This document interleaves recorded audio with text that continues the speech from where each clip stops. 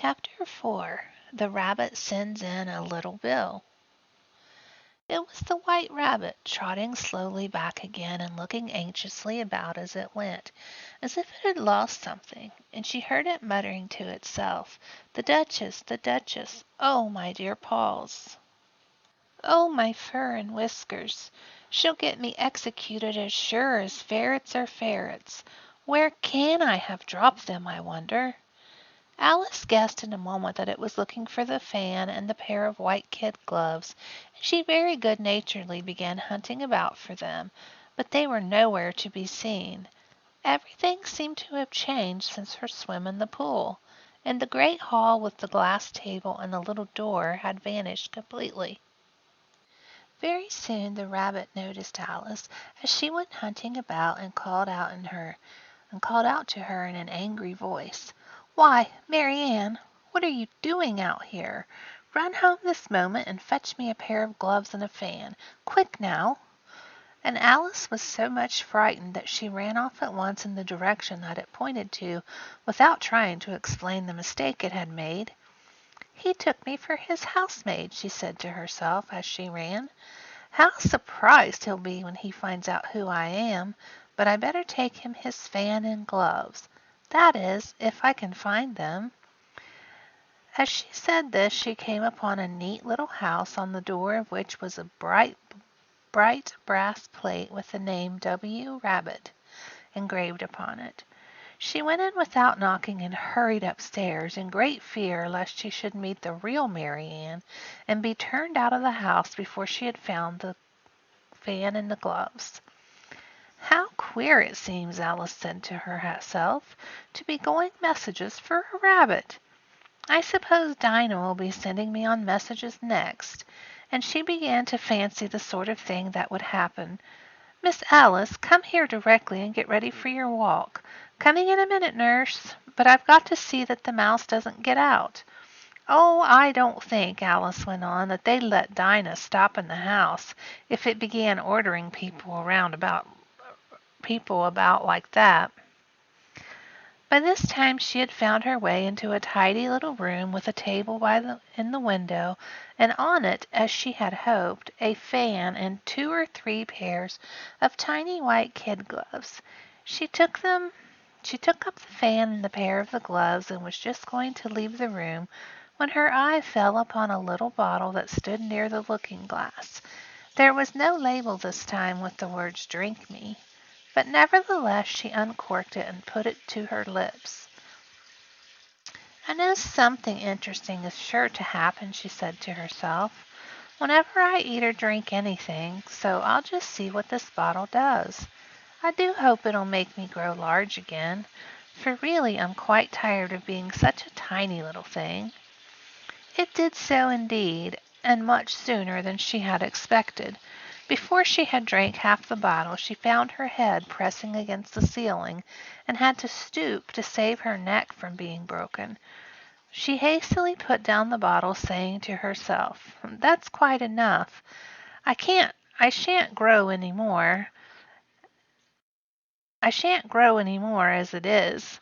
I can't get out the door. I do wish I hadn't drank quite so much."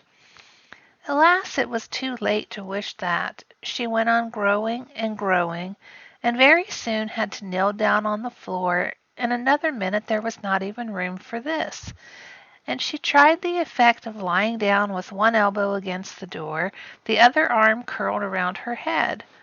Still she went on growing, and as a last resource she put one arm out the window and one foot up the chimney, and said to herself, "Now I can do no more. Whatever happens, what will become of me?" Luckily for Alice, the little magic bottle had now had its full effect, and she grew no larger. Still it was very uncomfortable, and as there seemed to be no sort of chance of her ever getting out of the room again, no wonder she felt unhappy.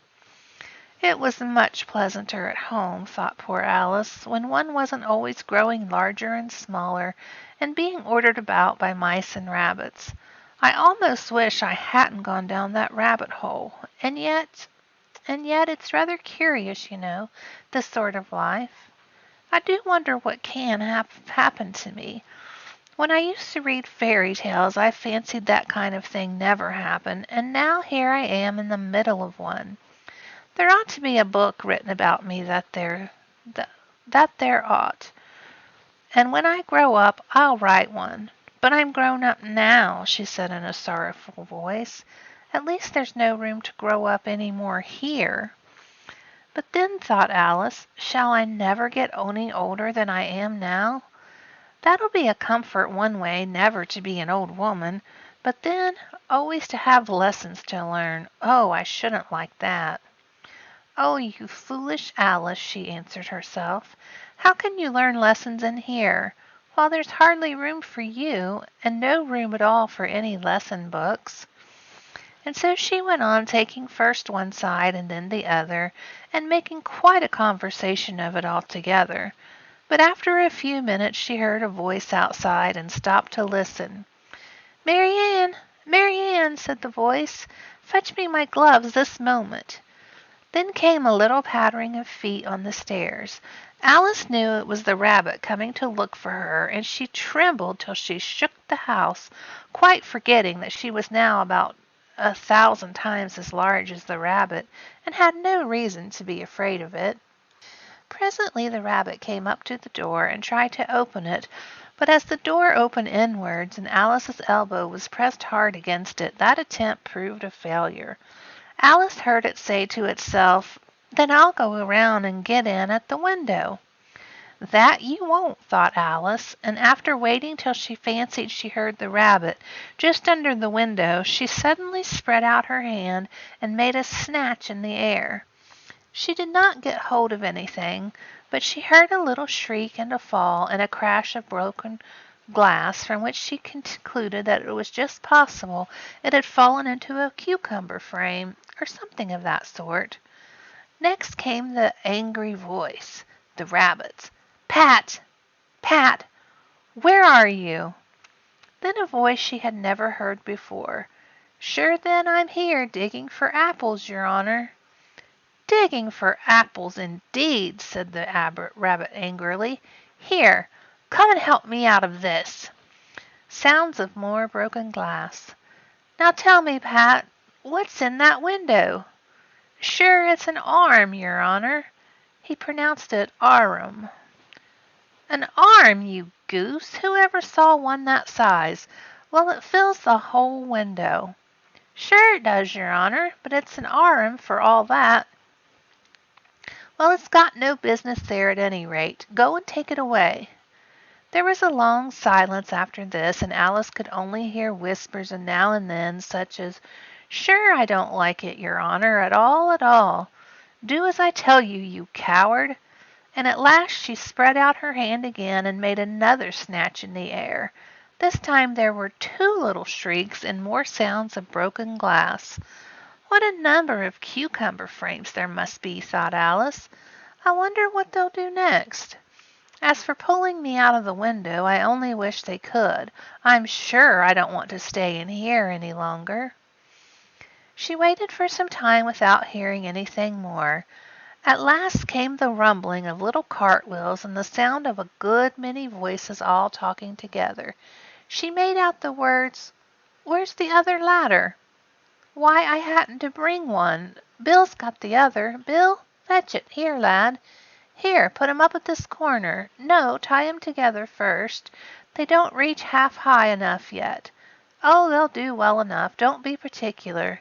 Here, Bill, catch a hold of this rope. Will the roof bear? Mind that loose slate. Oh, it's coming down. Heads below." A loud crash. "Now who did that? It was Bill, I fancy. Who's to go down the chimney? Nay, I shan't. You do it." "That I won't, then. Bill's to go down. Here, Bill, the master says you're to go down the chimney." "Oh, so Bill's got to come down the chimney, has he?" said Alice to herself. "Shy they seem to put everything upon Bill. I wouldn't be in Bill's place for a good deal. This fireplace is narrow, to be sure, but I think I can kick a little." She drew her foot as far down the chimney as she could and waited till she heard a little animal, she couldn't guess of what sort it was, scratching and scrambling about in the chimney close above her. Then saying to herself, "This is Bill," she gave one sharp kick and waited to see what would happen next. The first thing she heard was a general chorus of, "There goes Bill." Then the rabbit's voice along, "Catch him, you by the hedge." Then silence, then another confusion of voices. "Hold up his head, brandy, now. Don't choke him. How was it, old fellow? What happened to you? Tell us all about it." Last came a little feeble, squeaking voice. "That's Bill," thought Alice. "Well, I hardly know no more, thank ye. I'm better now, but I'm a deal too flustered to tell you. All I know is something comes at me like a jack-in-the-box, and up I goes like a skyrocket." "So you did, old fellow," said the others. "We must burn the house down," said the rabbit's voice, and Alice called out as loud as she could, "If you do, I'll set Dinah at you." There was a dead silence instantly, and Alice thought to herself, "I wonder what will they do next? If they had any sense, they'd take the roof off." After a minute or two they began moving about again, and Alice heard the rabbit say, "A barrowful will do, to begin with." A barrowful of what? thought Alice. But she had not long to doubt, for the next moment a shower of little pebbles came rattling in the window, and some of them hit her in the face. "I'll put a stop to this," she said to herself, and shouted out, "You better not do that again," which produced another dead silence. Alice noticed with some surprise that the pebbles were all turning into little cakes as they lay on the floor, and a bright idea came into her head. "If I eat one of these cakes," she thought, "it's sure to make some change in my size, and as it can't possibly make me larger, it must make me smaller, I suppose." So she swallowed one of the cakes and was delighted to find out that she began shrinking directly. As soon as she was small enough to get through the door, she ran out of the house and found quite a crowd of the little animals and birds waiting outside. The poor lizard Bill was in the middle, being held up by two guinea pigs who were giving it something out of a bottle. They all made a rush at Alice the moment she appeared, but she ran off as hard as she could, and soon found herself safe in a thick wood. "The first thing I've got to do," said Alice to herself as she wandered about in the wood, "is to grow to my right size again, and the second thing is to find my way into that lovely garden. I think that will be the best plan." It sounded like an excellent plan, no doubt, and very neatly and simply arranged. The only difficulty was that she had not the smallest idea how to set about it. And while she was peering about anxiously among the trees, a little sharp bark just over her head made her look up in a great hurry. An enormous puppy was looking down at her with large round eyes, and feebly stretching out one paw trying to touch her. "Poor little thing," said Alice in a coaxing tone, and she tried hard to whistle to it, but she was terribly frightened all the time at the thought that it might be hungry, in which case it would be very likely to eat her up in spite of all of her coaxing. Hardly knowing what she did, she picked up a little bit of stick and held it out to the puppy, whereupon the puppy jumped into the air off all its feet at once with a yelp of delight, and rushed at the stick and made believe to worry it. Then Alice dodged behind a great thistle to keep herself from being run over, and the moment she appeared on the other side, the puppy made another rush at the stick, and tumbled head over heels in a hurry to get a hold of it. Then Alice, thinking it was very likely having a game of play with a cart horse, and expecting every moment to be trampled under its feet, ran around the thistle again. Then the puppy began a series of short charges at the stick, running a very little way forwards each time and a long way back, and barking hoarsely all the while till at last it sat down a good way off, panting, with its tongue hanging out of its mouth and its great eyes half shut. This seemed to Alice a good opportunity for making her escape, so she set off at once, and ran until she was quite tired and out of breath, until the puppy's bark sounded faint in the distance. "And yet what a dear little puppy it was," said Alice, as she leaned against a buttercup to rest herself, and fanned herself with one of the leaves. "I should have liked teaching tricks to it very much if I'd only been the right size to do it. Oh dear, I'd nearly forgotten that I've got to grow up again. Let me see, how is it to be managed? I suppose I ought to eat or drink something or other, but the great question is, what?" The great question certainly was what. Alice looked all around her at the flowers and the blades of grass, but she did not see anything that looked like the right size to eat or drink under the circumstances.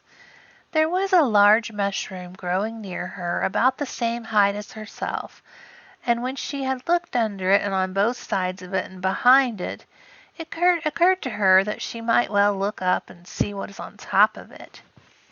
She stretched herself up on tiptoe and peeped over the edge of the mushroom, and her eyes immediately met those of a large blue caterpillar that was sitting on top with its arms folded, quietly smoking a long hookah, and taking not the smallest notice of her or of anything else.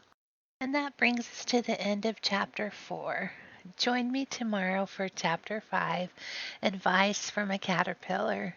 Thank you so much for listening.